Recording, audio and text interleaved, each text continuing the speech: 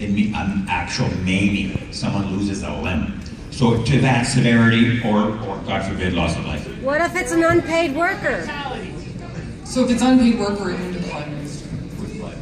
It wouldn't apply to unpaid for unpaid. Okay, So what's the point? Because it's children. You keep saying you're trying to save and but Oh no, most this legislation is to give a legislative framework for paid farm workers. That's why every fact sheet, the word unpaid is right beside the word paid. Yeah. At least by your government, the word unpaid is right beside the word paid, covering both paid and unpaid. Optional is work. not in there. No, good point. Thank you for bringing that up. Because unpaid workers, you have the option, farmers as well, right? Have the option to pay into WCB as a form of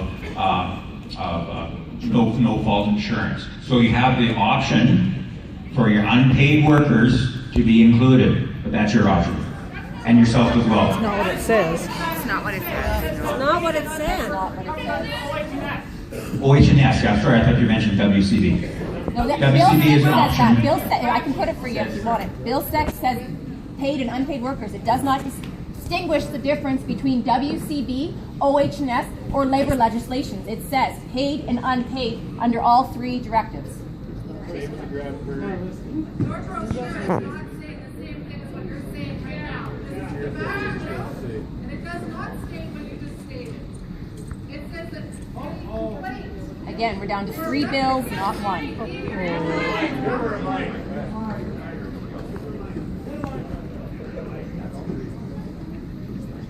Into the back of the room, to the washroom, and picked up this brochure. Your brochure is not reflecting what you're standing on the stage saying. So therefore, what you're saying to us can't be believed, because you have in writing something entirely different than what you're saying right now. How can we believe you? Vote against it. Would you like This to article says questions and answers public. Overview of proposed changes to Alberta's labor laws. Employment standards and occupational health and safety. Point 5, would OH&S officers have the right to come onto my property and inspect my equipment, my buildings, and my shop? Would they be able to force me to use only CSA or UL approved and unmodified manufactured tools or equipment? I don't even know what that means. Then it answers. If legislation is passed, OH&S officers would have the authority to inspect work areas of farms and ranchers only if they had cause, which includes things like a complaint, a fatality, or a record of unsafe behavior. Until detailed technical rules are developed, producers would need to follow generally acceptable industry standards and apply general health and safety principles, such as hazard assessments, safeguarding, and use of personal protective equipment. Government will be consulting with the industry and establish a set of technical rules that will make sense for the industry. If legislation is passed, these rules are expected to be in place in 2017. So how can you stand there, or sit, sorry, and say that this will be passed when you don't even know what it is you're passing? Exactly. I mentioned, the technicians here, said that I wasn't incorrect in saying that it was a severe injury, such as, God forbid, a maiming, or a death, or if there is an abnormal amount of complaints. Now, I don't know. Now, your next question is going to be, see, what defines an abnormal amount of a complaint?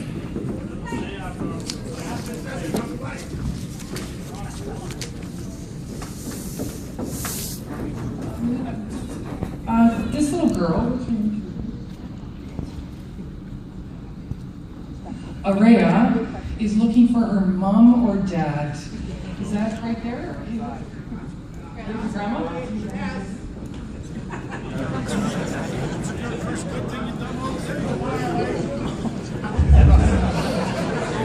So I'm going to go to this gentleman and then to this lady. Yep. The gentleman in the blue. Doug. answer that question? That's a big question. Big. In the brochure, it talks about fatality, severe injury, or a large number of inspections, right? Read it.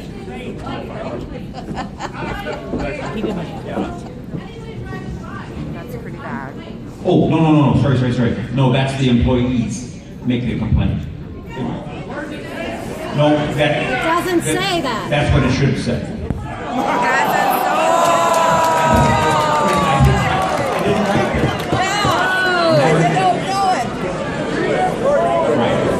Yeah. Okay, so I'm gonna go with this gentleman here. You've been waiting a while to ask a question. Thank you. There's a couple of things that I'd like to maybe clarify for you. I don't believe you've answered this lady's question about who's checking the cows when OH&S issues a stop work order first. The next thing, I'd like to know if both of you can say no. I think you can because I heard it. You told us a few minutes ago that you would do everything in your power to work with us. Don't think you have shown that so far. So, the last thing I want to say is the way to get things done on the farm is to work together. And you should know that if you have a farming background. The way to get things done is not to oppose each other. If you want to have something successful, you work together, not against us.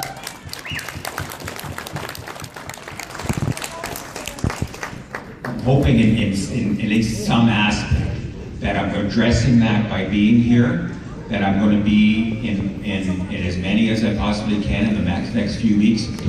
It's not just about me answering questions I can, but also hearing your concerns. This is important that we hear from you.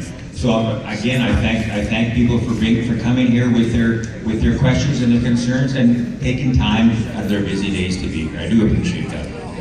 Okay, so I'm gonna go to this lady here. She's been waiting a while. My list has been growing, actually. So one person passed me a note because we're not getting heard. Safety is about saving lives, not causing confusion.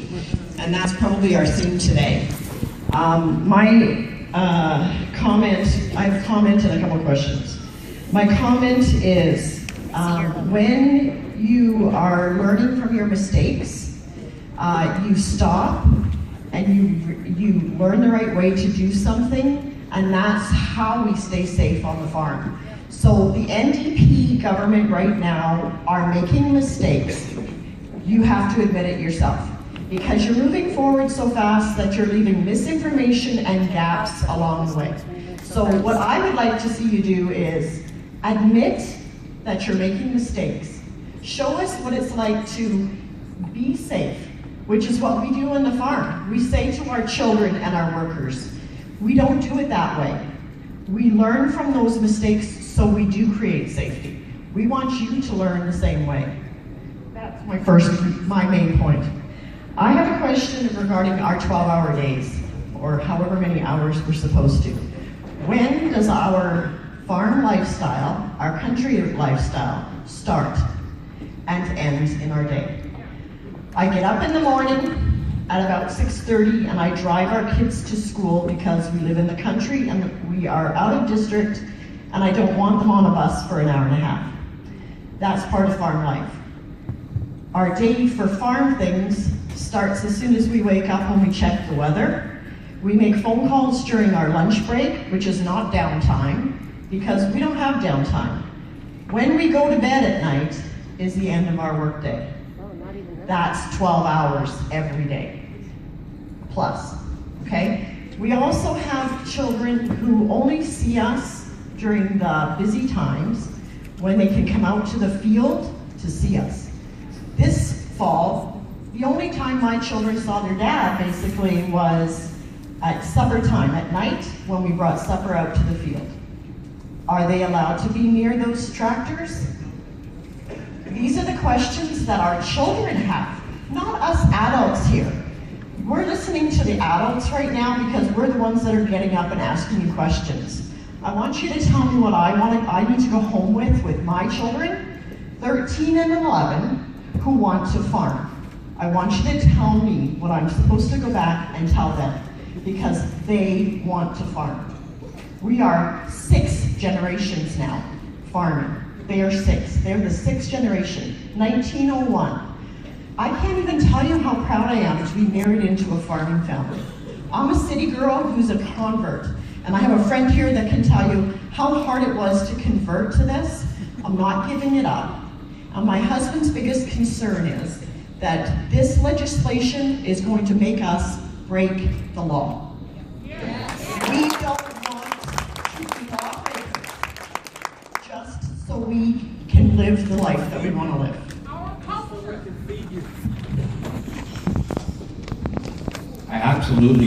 We absolutely recognize the value of the farming families, right? It's an important part. It's the backbone of whether you grew up in the city or not. It's the backbone of this province for the economy and socially as well. This bill the purpose of this bill is a level of legislative protection for paid farm workers. And I assure you I'll do whatever I can to maintain and to protect and perhaps even build the farming way of life to ensure the viability, the prosperity of those farming families. Are we going to be criminals if our children ride in the combines with us? Yes. No. I've answered the question several times. It's in the bill. So I'm going to just go to this gentleman who's been waiting very patiently here in the gray sweater and the John Deere hats. Oh, thank you. My name's Alan Dreeshen and I reside in the county of Red Deer. I tried to figure out where all this amendments and things like this were coming from. And I finally, this is a charter question, and I'd like to direct that to the silent MLA North. This is a charter. And this one here says that the Alberta Farm and Ranch Workers, the last volunteer of workplace protection and arguments for the charter challenge to the farm and ranch workers exclusion. So, this basically, its synopsis, challenges all of this right down to the last page where it says, we would argue that faced with the balance, it is difficult for the government to assert that the overarching benefits of this law outweigh the effects of the rights violations have on the farm and the ranch workers.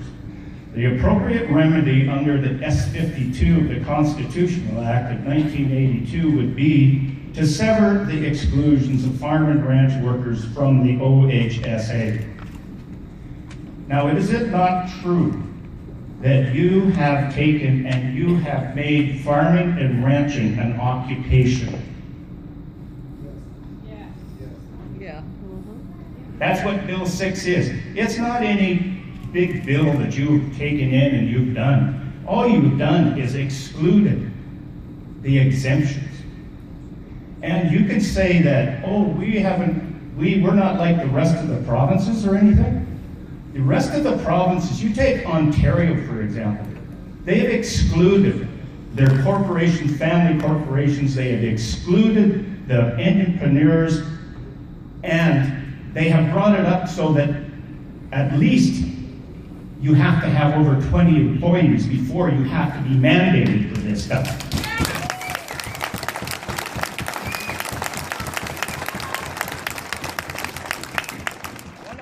One other point on this, with this charter, and I'd like to direct this to the silent MLA from the north. We have had enhanced farm safety education and training that has been moved through all of the different varieties and tried to get it done. And it is absolutely incredible that this lack of funding organization, all they could do is report. They only had enough money to report on the fatalities. And this report here is thrown out the window. It is thrown right out the window because we are going to make farming and ranching an occupation. That's what Bill 6 does.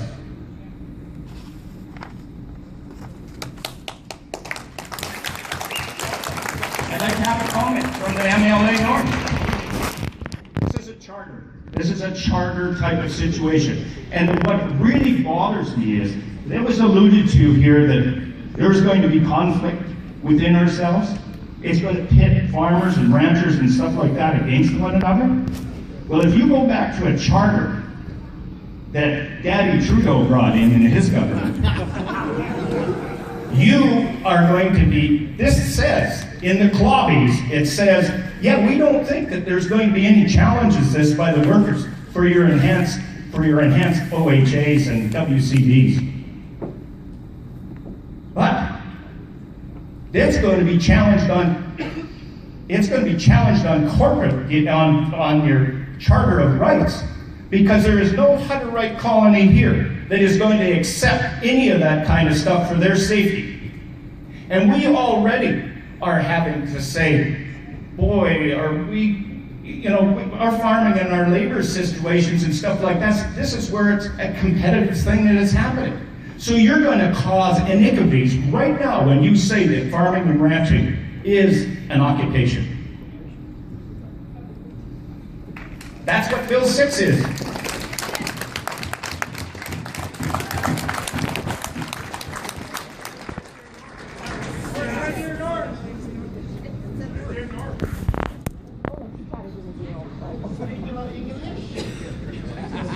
I'd like to thank you for the comment.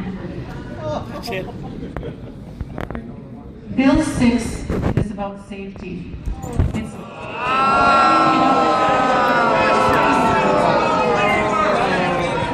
It's about making sure that all Albertans, all workers, have a safe environment to work in and that they come home that night to their families.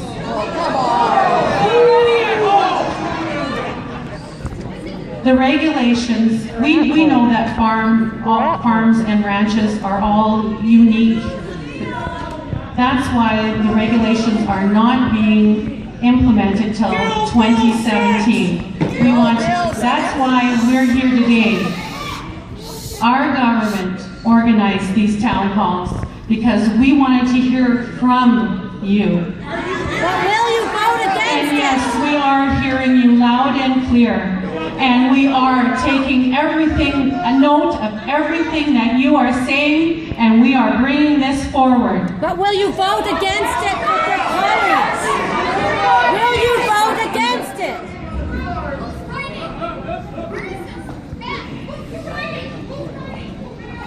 So we're going to go to this side of the room, so those with mics, can you move over here, please, so we can take lots of questions. There's lots of people who have wanted to ask questions, and there's still about 45 minutes or so of this format until the minister and the MLA will be able to answer questions in much smaller groups. So I'm going to start. There's a gentleman way over here. I'm going to start at the front. I'm going to go my way the way back. So, gentleman here. Thank you. I've got about 20 now. I got to figure out which one it is that I want to say. Okay, what I wanted to know is when I first learned about this bill and the proposed changes, we were directed to the work.ab.ca/20 other different things, and on that it had an FAQ. Now I forgot to bring mine with me, but there was a woman on the other side of the room that, and some of you, those of you who do maybe have one, can back me up. And I've heard a lot of this bill is all about protecting paid farm workers. Excellent, great, that's wonderful. We're not opposed to that. Question is, in that FAQ sheet for WCB, employment standards, and OH&S, at the bottom of every point, as I recall, and I'm sure I went through the thing about 10 different times, it said paid and unpaid workers. Paid and unpaid workers. Now I just used my phone and I found the site where it says the Bill 6 and proposed and everything. I noticed that FAQ is gone. I can't find a link to it anywhere. So my question is, why was that being allowed? Because I think that is one of the main reasons, and you've admitted to the miscommunication, that so many of us are here and so many of us are upset. because I've heard all sorts of questions about how am I going to be infected, my children, and that was my big concern as well. I'm going to be a criminal now because my kids are not going to stop riding with me in the tractor because majority of the time they're there, that's where they have to be because there's nobody else to look after them. So we're either criminals for leaving them alone or we're criminals for bringing them with us. Now, where did that FAQ go? Why was it done up improperly in the first place? And if there's that much miscommunication and mistakes being made before, as this thing is just being presented, how can we take your word that the OH&S regulations that are going to be implemented will be done in conjunction with us? And I know you're saying we're gotta take your word for it, but do you understand why we do not believe you?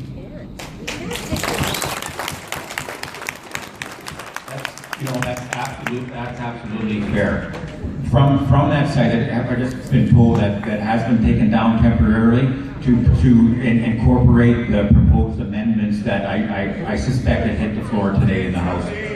The WC portion of it, when it says paid and unpaid. Unpaid workers in WCB are always an option. Farmers and ranchers can opt in for WCB. Can I just ask a question? Can you give us a definition of a contracted employee? Because if you go under WCB definitions, you have definitions of an employee and a contractor. I'll take the mic.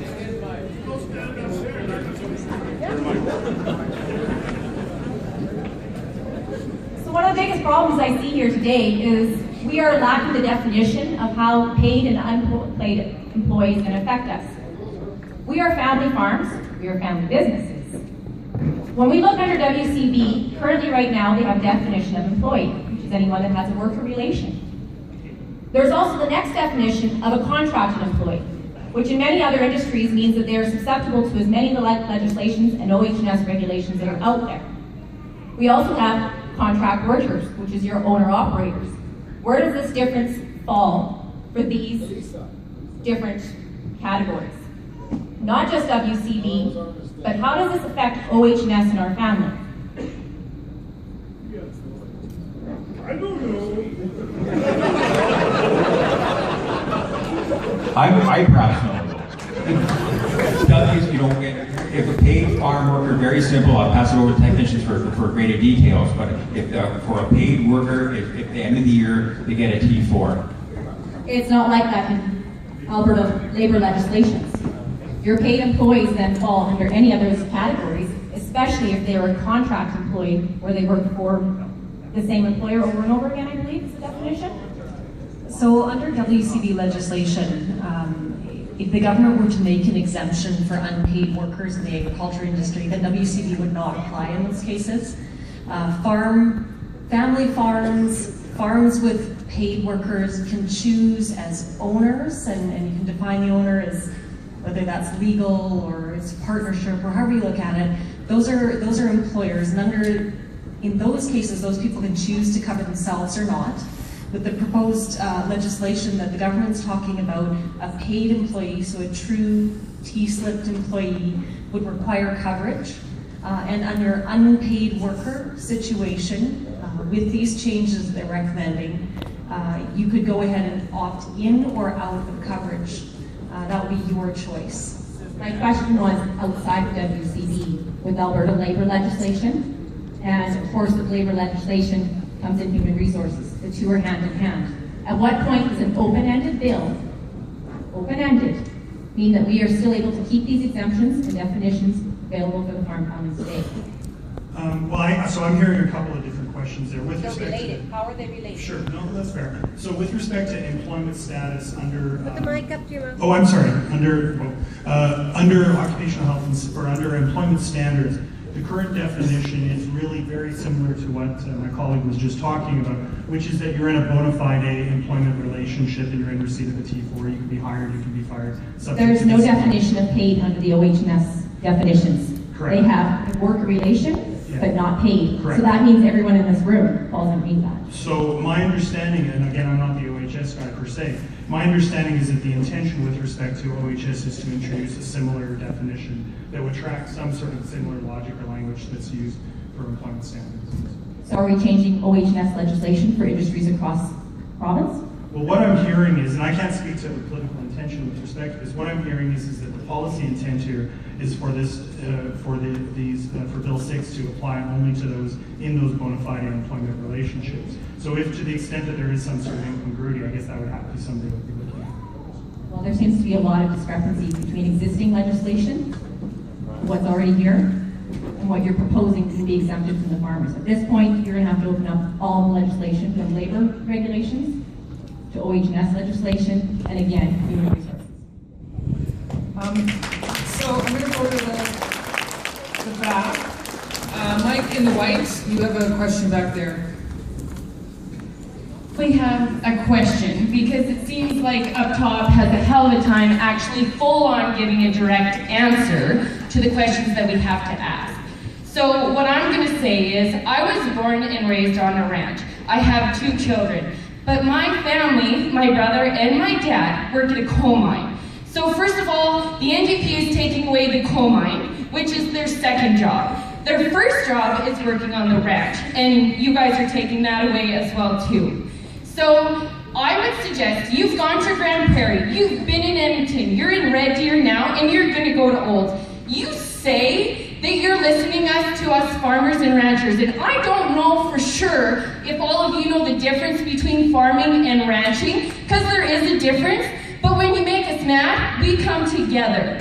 So if you're going to listen to what we have to say, and you're going to listen to our opinions, so that you can take them up to Edmonton and do this bill properly, I strongly advise you, when you get up in the morning, that day when you go to Edmonton, you put your big boy pants on, and you listen to what we have to say, and you tell them to pass Bill 6, so that everybody in Alberta that's a farmer and rancher knows exactly what's going to be done for Bill 6. So when you go to Edmonton, as our Minister of Agriculture, stand up for us farmers and ranchers, do your job, and tell them to pass Bill 6 till shit is wrote in black and white and everybody knows what's going on and there's no secrets.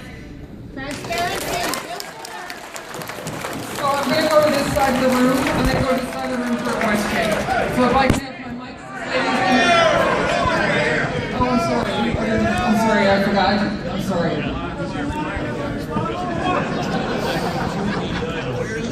Answer the question. We've talked about a lot of stuff today. I'm having to reach deep as a Canadian and as an Albertan to know that we got to stand here and discuss agriculture this way. But just to make one point, you need to learn one thing. I know you ministers are all new and you're trying to figure out things. Googling agriculture going, what is this? What's a strawberry farm? Now listen, this is one little thing, and you had the full chance to answer this and lay a clean slate. If I was an ag minister, I would have went, whoa, there's one easy question I can answer. A person back there that had already been to this special meeting that you guys had to decide, you discussed different things with him. He come again and asked again. I need to have a level playing field between Alberta, as been discussed, between Alberta and British Columbia, Saskatchewan, wherever you want, the world. It needs to be level. You're sitting there going, oh, the family farm, and I know my kids have slept in my tractor with the book as much as your guys'. I'm not saying that that's not important. If you do not understand that it needs to be a level playing field, you have killed family farms and agriculture in Alberta. One sentence. You take that back and you sit up there in a little wooden chair and think about that.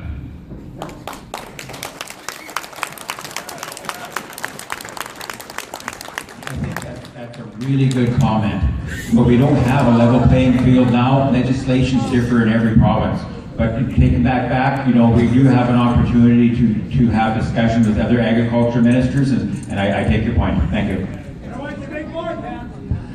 So I'm going to have, if I could get my mics, just because I want to give as many people the opportunity to ask questions. So I'm going to move the mics this way.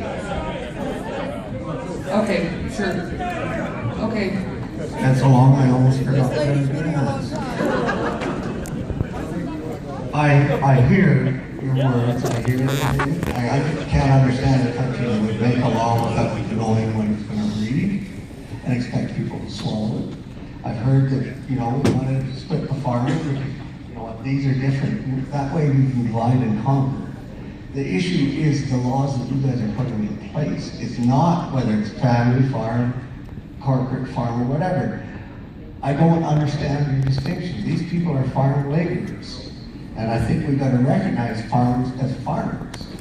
The other thing is, why are we so concerned about this now? You say that we don't want to attack the family farm, but every time that we get an issue, you personally bring up the fact that we just had 3 kids killed. Yes, it was a tragedy. But you guys draw that up every time you want to pass this legislation. Yet you say it doesn't involve our family. One way or the other, you've got to get it right. You're not very consistent. The other thing is, I'm also hearing that if we pay our kids to do work, which is legal, then all of a sudden we cross that realm into the OH&S realm. If we be actually honest people and pay our kids and give them a TV4 according to the bills of the law of the land, we either be liars, be cheats, or we all of a sudden fall under the OH&S. And believe you me, 37 years in the work field, and I've been in the work field and I've watched the progression of the OH&S. It's not a pretty sight. And I tell you what, my experience as a farmer says if I had to, and I will let my reputation as a worker in the field, as a supervisor stand myself. Never had a claimed accident, never had anything. I stopped work whenever. But I tell you what, this OH&S regulations you guys are putting forward and saying is the definition that will make everybody safe. You know what? We've never hit 0% accident industry. We've had it rammed down our throat for 37 years. We will never hit your utopia, as you guys call it. And you will not find it on a farm. Things will happen. And you know what? You're going to rob people of their livelihood on this utopia. And I don't know whether it's part of the philosophy of the NDP to seek utopia or whatever. Your honorable intentions, yes. I don't want to hear about tragedy. I've watched tragedies from afar. I've dealt with the people that are affected by it. Yes, it's a very sad thing, but this law is not going to affect those results. And the other thing is, you haven't answered another thing. 20% is what we are rated, less than the national average for accidents on farm. 20% lower than the ones that have their legislation in place. And now you're going to spend millions of dollars? You didn't answer that question.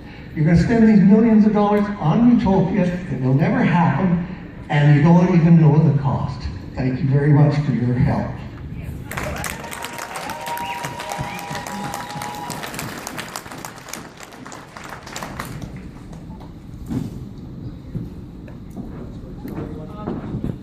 So I'm going to ask, just go here, you've waited patiently for your question. All right, actually that leads right into what my concern is. We have a family hog farm, and we have a 16-year-old, he's in the barn all the time, and we do pay him, and we pay him above your minimum wage. He does not get a T5 because he goes to school and he doesn't have enough hours or to make enough money. So how does that affect him? And not only that, if you leave the legislation as you've got it written so far, as we've read, in place, how many OHS officers are you going to have to hire to cover us? And how many, supposedly, as is, up to 1,900 OHS officers to cover all of us. That will add $190 million to your budget. Where's that coming from?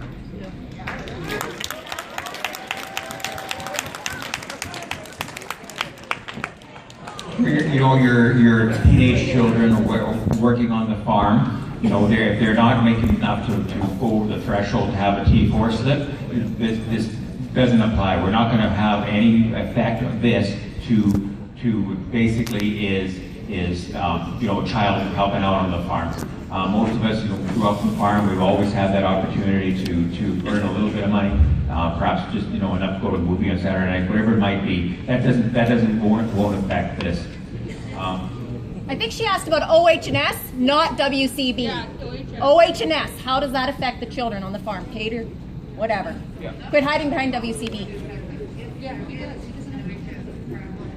Who's going to pay the fine, and are we going to charge farms to come just because we cannot afford to pay the fine? Yeah. OH&S. Answer.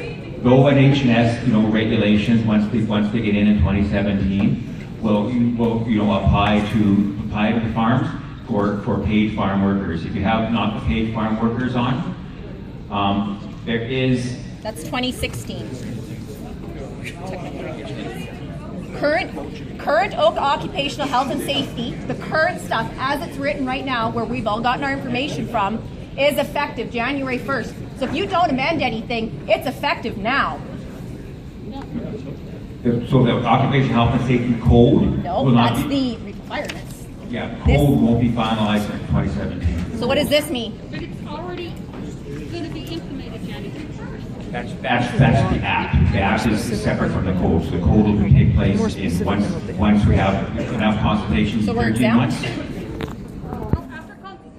Okay, we have 15 minutes left in this format, and then Minister and the MLA, and we'll be available in smaller groups to answer your questions. So I'm gonna, this gentleman here has waited some time to ask a question, and then I'm gonna go to the back.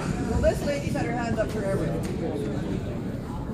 I just have one simple question. I'll keep it short. You replied to a message I had a while ago about bringing my thoughts to town hall meetings. I appreciate that. I'm a farm employee. I work all farm on my own place trying to support my own farm. I work 200 to some months over 300 hours a month plus. And I don't mind it. I'm fine with that, whatever. But why make WCB mandatory? Why not allow WCB and private coverage as options? Because this creates an monopoly. Yeah. Why not allow private insurance company? I'm counting hundreds. I've been in an accident. I got paid fine. Everything was good. It was simple, straightforward. So why not allow these companies to operate the way they have been and allow WCB to work with Inpart as private, as well as I called WCB this morning to ask if my neighbor comes to help. They want to know when he's going to be there, how many hours he's volunteering to work, and that I'd have to cover him as well.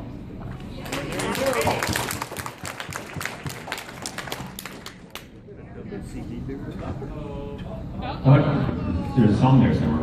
There are two. I believe if you're volunteer labor, you have the option to opt in if you wish, or if it's over 250 hours in a year, which could be that possibility, I suppose, as well.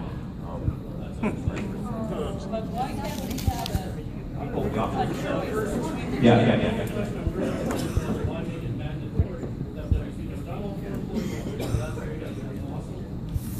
Should be allowed to be private, like my private amount that I pay.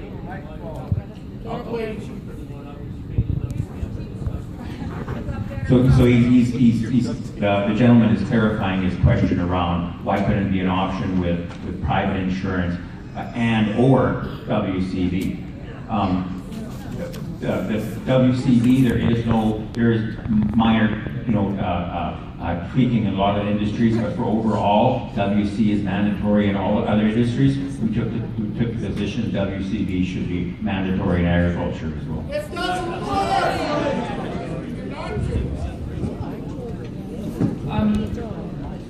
So I'm going to go to the back, over to this side. There's a lady in, I think it's reddish, purplish color right there. Yes, if you could get her question, that would be great. Thank you. A couple of questions. First of all, who is writing the complaints down or the feedbacks? Because I don't see anybody filming nor doing steno. So I'm wondering about that. Because if it's hearsay, well, I don't know if they're hearing very good.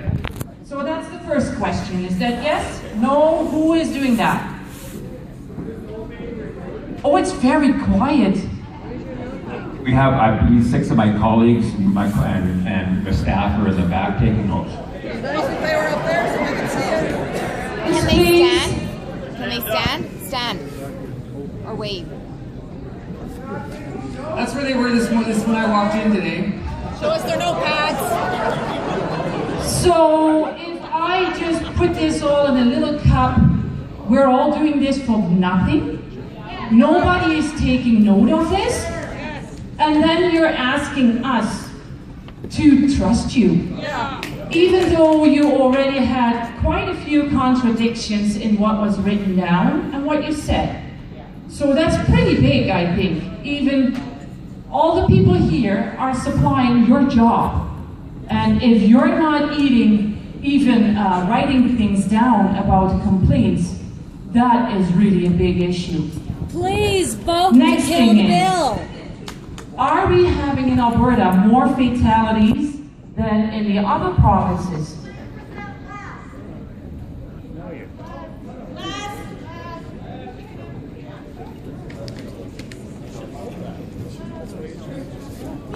To the person asking that question, come see me afterwards and we'll do it.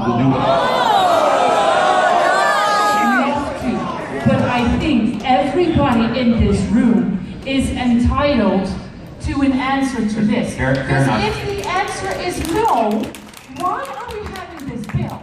I know why. Because you're already laying off so many people in the oil fields and in the coal mines. You have a melting cloud, right?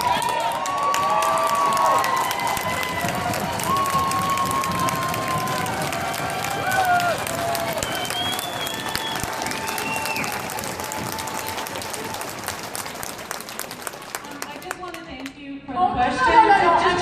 one moment here. I want to thank you for the question, and I just want to say that we do know that there was 17 fatalities in this last year. How many were there in other provinces? To finish answering your question about what that looks like across the other provinces in Canada, we would like to get back to that because we don't have that answer right now. But we're just wait a minute, just wait, people. I can get that information for you before 4 o'clock if you want to come up here and see us. Is what the minister was trying to say. Were they paid or unpaid? It's also another question. And this is the last one because I want everybody to get a turn if that's possible. Somebody else said the food availability, the food was going to go more expensive if there is less farmers producing. I don't think so, because what's going to happen is this is a world economy. So they're going to get it out of another country that's able to produce with less cost of production than we would be able to do that. And then another thing, I think for all farmers it is very good that we all turn ourselves into a Hutterite colony, because then we don't have to pay the WCB.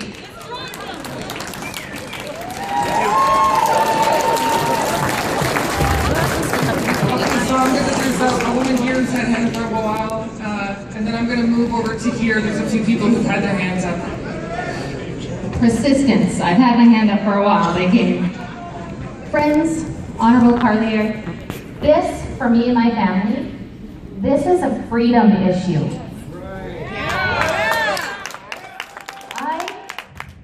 We're corporation owners. We have a corporation. We have it on a provincial level, multi-provincial level, internationally. We're experienced with WCB, OHS. You know, it is paperwork. Guess what? So we're going to do it. We don't like it. It's so regulated. It's restricting.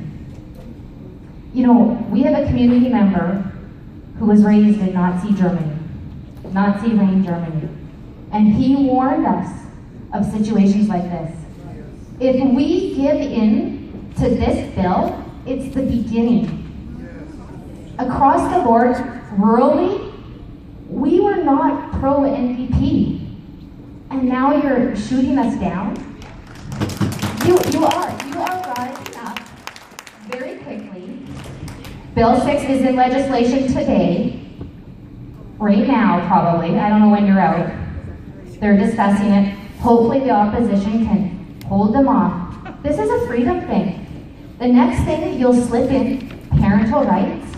Because, sir, you can't tell me my safety manual or rules for our family and how our dynamics run.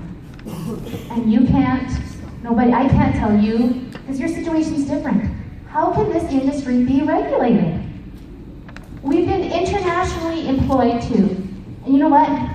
We're building our family farm back up because we don't want to do that route anymore. This is our choice.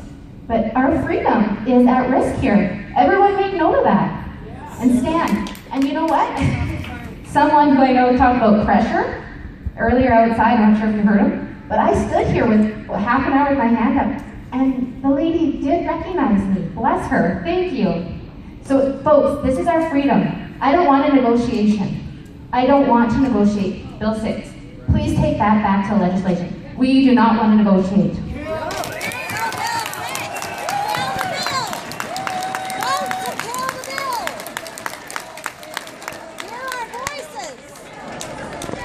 So we have time for, unfortunately in this format, time for only 2 more questions. So I'm going to go back here, yes, with this question, and I'll take 1 more question, and then you'll have an opportunity to talk to staff and the ministers and the MLA in smaller groups. Okay, I'm here kind of as more of the urban population, and the reason I'm here today is because this bill impacts not only the people in the room, but the rest of us as Albertans as well. Any negative impact to this industry negatively impacts my urban family from getting food on the table. My question is, it pertains to the OH&S regulations. I work in the safety industry, particularly for oil and gas, and I know that generating and developing those regulations takes a great deal of time and consideration. You have mentioned several times that you would speak to people and you have the next 13 months to do so. Please make it clear to these people how and when that's going to happen so their voices can be heard and these regulations can be implemented properly, since you've made it quite clear you won't oppose the bill. Why didn't you ask us first? Oppose the bill. It's no good. You know, this is one format. You know, there's other opportunities to address. I have, you know, personal email address. Oh, we will. Send that to me. I already see several hundreds. We will. Right? Hearing from farming communities in this format, other town halls I'm going to right across the province, and I assure you, is on their area industry experts. You need to know how and when this works and what it looks like in what sector. You cannot throw an umbrella over this. It's far too large. And you won't get it right, and then you'll be back here again. I can't agree with you more. I absolutely agree with the diversity of farming. Whether you're raising elk or bison or cow-calf operation or strawberries, whatever you might have, it is extremely diverse. That's why we do need to hear as many voices as absolutely possible. So I'm going to ask one more question. I'm going to allow one more question. Sure. This will be the last question in this format, and then if you wish to answer questions, have an opportunity to talk to officials, they will be placed throughout the room, and then Ministers Larrabee and Carlet and will be available to answer your questions as well. I will just remind you that we need to be out of this room by 4 o'clock to just accommodate the Westerner and the next group that's coming in. So this is the last question. Good afternoon, Mr. O'Neill Carley. I want to give you some background. Perhaps it's an ideologies or sociologies mindset that you need to put into your New Democrat Party about rural Albertans. First of all, farmers and agriculture business owners are actually excellent negotiators in face-to-face when they know that they are being heard. And in my experience, rural Albertans are excellent at negotiating in relationships from my experience and from what I know of my community in Bathshell. Now, my name is Lori Pearson, and I wrote a letter to you and to your NDP colleague, Lori Sigurdsson, and to my Wildrose MLA, Wes Taylor. My letters have come into each of those 3 offices. The other thing that I think we need to recognize here today is that, like it or not, the current majority government that was voted in as the New Democrat Party does not have a strong background or experience in governing in politics.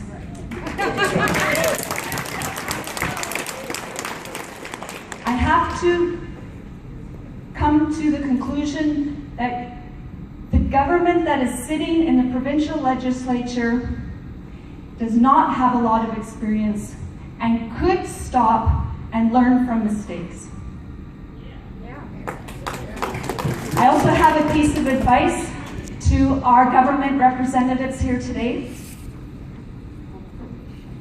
I believe you need to consider the voices of the constituents in your riding, Mr. Cartier, because they are rural, and the constituents that are here from across the province, because they represent agriculture, and they represent farm families, and they represent business, and they represent an ideology that does not necessarily represent what the New Democrat Party represents.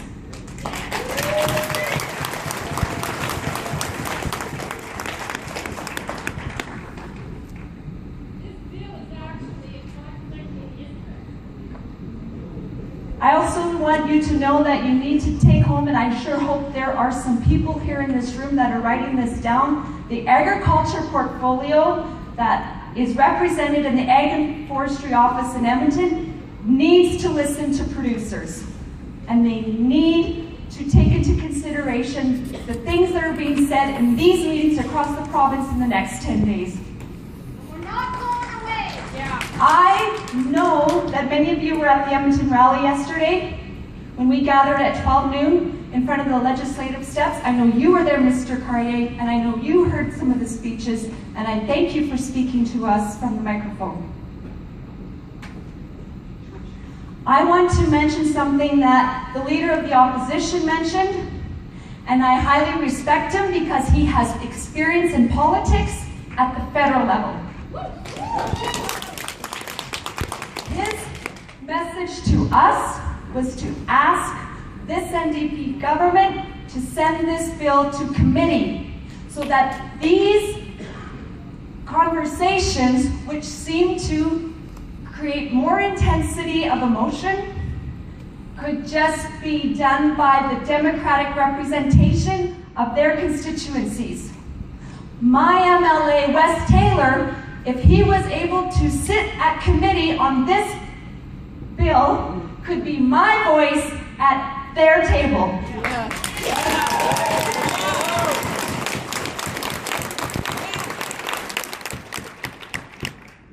I have a memory that Brian Jean did mention that other bills have been sent to committee in the legislature in the past few weeks. This one has not been sent to committee. Could you please confirm or clarify that? Could you please confirm or clarify that before I go any farther? You are right. It hasn't been sent to committee. Why not? Not every piece of legislation is. I hear what you're saying. Right? I hear the how can you have to be made of stone to sit here and not hear the passion in this room? Thank to you. hear your concerns. Thank you. You know, absolutely, I absolutely do. I hear in your voice. I hear it in your actions. Can I ask my final question and then I will sit down?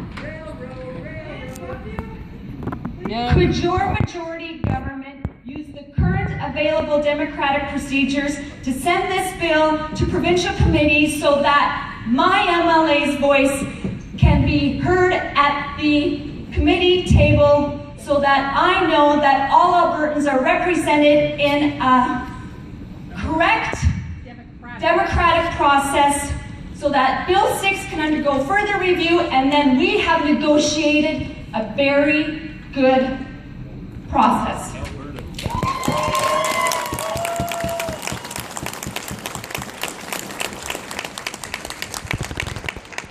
That was very well articulated, and I absolutely hear the member on that, and I will be taking that back. And then? Okay, so that is the end of this format. I just encourage you, for those of you who